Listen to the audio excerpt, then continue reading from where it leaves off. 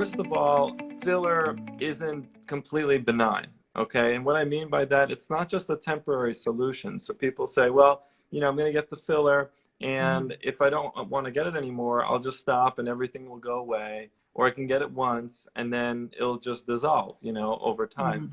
That's only partially true. So when you're doing filler, and I do filler, right, for people, it's not like I only do surgery. So I do offer that as well. But I think people need to understand, just like, you're rightfully scared of a scar, from a lip lift.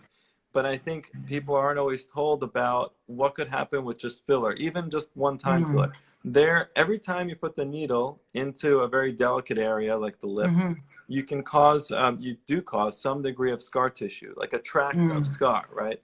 Needle goes in, needle comes out, and then the body needs to repair that area. So it causes a little bit of scarring. But imagine getting those injections time after time, every 6 to 8 months, and each time it's leaving a little bit of a track mark.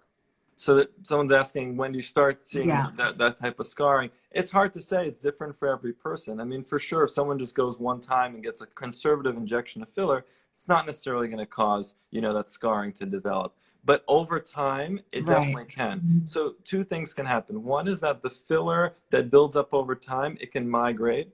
It doesn't all just dissolve, like people think it does. There's MRI studies more recently, not just for the lips, but also other areas of the face, that show that filler actually stays within the body, within the face, much, much longer than, the 6 to 9 months, even a year that's often quoted. Maybe the actual effect, the appearance, goes away after that period of time, but it will stay, for longer. And when it's staying, it's not always staying in exactly the areas where you want it to stay.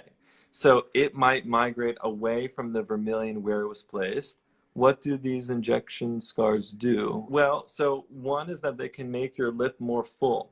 So people say that, well, I'm going to get the filler and then I'll stop getting the filler and my lip should come back to normal. But if you've gotten the filler for years, it's gonna leave a little bit of that kind of thick scarring. So it almost looks like people still are getting filler, even though they've stopped now for years.